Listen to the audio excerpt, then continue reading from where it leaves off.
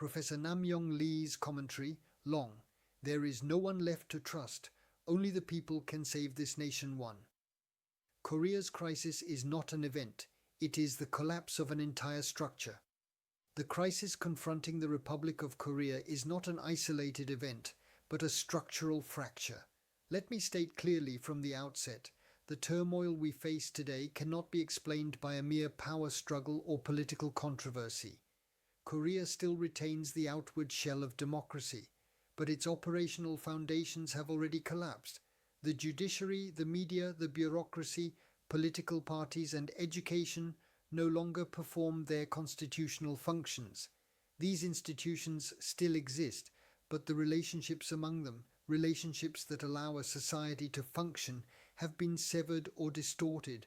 What we face is an invisible yet monumental crisis, far more dangerous than any scandal or political drama visible on the surface. This is not a crisis of individuals, but of structure. It is not the failure of a single leader, but the systematic breakdown of an entire national relationship network. One institution did not simply go bad. The connections between institutions have disintegrated. Therefore, this is not something that can be fixed by personnel changes or punishment. It is a systemic crisis. According to my relational philosophy, the essence of a national system lies not in its institutions as objects, but in the relationships that bind them. Objects may exist, but meaning and function arise only through relationship. Today in Korea, this relational engine has ceased entirely. International indicators have already sounded loud and unmistakable alarms. OECD trust levels, the World Justice Project's Rule of Law Index, and the Edelman Trust Barometer all reveal a dramatic collapse in the public's confidence in core state systems. The OECD's Trust in Government Index has plummeted more sharply in Korea than in any other advanced democracy during the past 2 years. Media trust is less than half that of major European countries, and judicial independence has declined for several consecutive years. These indicators show that Korea has entered a phase not merely of political conflict, but of systemic distrust. When citizens lose faith in their government, the state itself does not collapse, its relational fabric collapses, and once the relational fabric fails, policies cease to function, courts lose legitimacy, and education loses persuasive power. Yet there is one encouraging point. Trust between ordinary citizens remains close to the Organization for Economic Cooperation and Development average. This means that although the nation's formal relational systems are damaged, the informal relational foundation among the people remains alive. This is Korea's final hope. The essence of our crisis lies in a distorted relational network. The judiciary watches political winds, the media follows advertisers and ideological signals, political parties cater to organizational interests, and the bureaucracy clings to power and budgets. Institutions exist, but the balancing relationships that check and restrain them have disappeared. A relational network is the bloodstream of governance. When it flows only toward one side, power and resources pool into select groups, and the entire system falls into relational anemia. Korea's crisis is not the corruption of institutions, but the corruption of relationships. Replacing institutions will not solve this. The relationships must be redesigned. 2. Hans Morgenthau's principle applies, not only to international politics, but to Korea's internal power structure. Hans Morgenthau famously declared, "There are no permanent allies, no permanent enemies, only permanent interests." This principle does not apply solely to international relations. Inside every nation, institutions and power blocks move fundamentally according to interest. Political parties, the media, the judiciary, and the bureaucracy may appear to be allies or adversaries, but in reality they act according to their own survival interests. No party permanently serves the nation. No media outlet permanently pursues truth. No bureaucracy remains permanently fair. No judiciary remains permanently independent. These are not accusations, they are structural realities. Korea's internal power map moves along the pathways of interest. Parties operate for votes and control, the media for advertising and viewership, the judiciary for organizational stability, and the bureaucracy for budget and authority. They speak of public duty, but their behavior reflects the logic of survival. From a network theory perspective, these groups form a tightly interlinked internal network, while the people are located entirely outside it. This is why the true power structure in Korea is not the constitutional map, but the informal relational network that binds these institutions together. A system governed by interest destroys its internal equilibrium. Parties use the media uses politics, bureaucrats respond to political incentives, and the judiciary calibrates itself to political reactions. This is not democracy. This is the monopolization of relational power. The public sphere has become an internal ecosystem without the people, unable to reform itself unless the people re-enter the system as an active force. This is the most fundamental structural failure of Korean democracy 3. For generations, both conservatives and progressives have abandoned philosophy and left only interests behind. Both conservatives and progressives have created the current philosophical vacuum. For generations, Korean politics has been devoid of principle and strategy, weakening the relational integrity of the nation. Governments have changed, but governing philosophy never took root. The conservative camp failed to protect its foundational values: free markets, individual liberty, rule of law, and responsibility. The progressive camp failed to articulate coherent standards for equality, justice, and welfare. Both expended their energy attacking one another, leaving the national system neglected. Korea eventually devolved into a power-centered or region-centered relational network, rather than a nation centered on constitutional values. The failure of public appointments and system management has become the detonator of state decline. Public institutions should operate through the principles of the FEA, alignment of people, processes, and technology. But for generations, appointments favored loyalty over expertise and political dependence over institutional independence. Regulatory bodies lost neutrality, and bureaucratic organizations began to perceive citizens not as clients, but as subjects of control.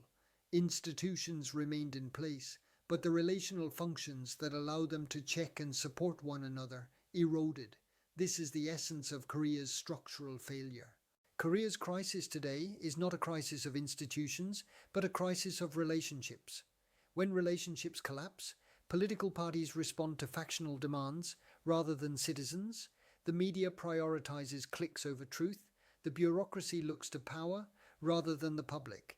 And the judiciary prioritizes organizational logic over independence. Institutions exist, but the relationships that give them meaning have been severed. Thus, the state cannot function. 4. Korea's problem is not objects, it is relationships. The cornerstone of my relational philosophy is this: existence has no meaning outside of relationship. Human beings, societies, and even stars derive meaning from relational context.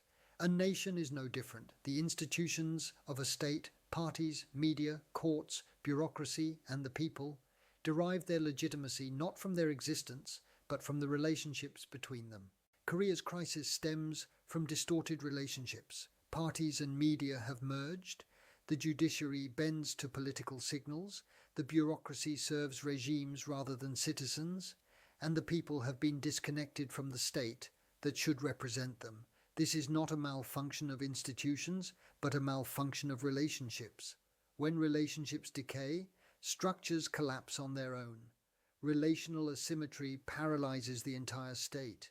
When the judiciary leans toward political power, fairness collapses. When the media leans toward ideological patrons, truth disappears. When bureaucracy leans toward authority instead of citizens, governance fails. Relational imbalance leads to total system paralysis. 5. Political parties, the media, and the bureaucracy cannot reform themselves because their interests forbid it. Political parties are trapped in an electoral logic. Their survival depends on votes and organizational power. Long-term national strategy always comes second to internal factional battles. Their nature makes self-reform structurally impossible. The media is bound by incentives of advertising algorithms and ideological identity. It prioritizes profit, influence, and mobilization over truth. This structure ensures that the media cannot restore fairness on its own.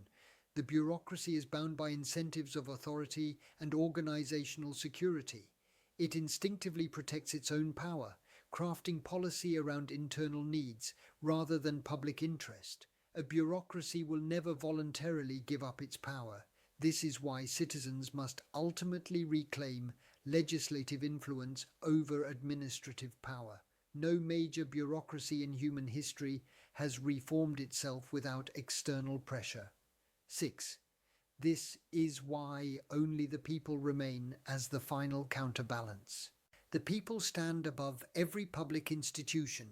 Parties, the media, the judiciary, and the bureaucracy operate only through authority delegated by the people. The people are not inside the structure. They stand above it, capable of reshaping the entire relational order. The people can connect to truth rather than interest.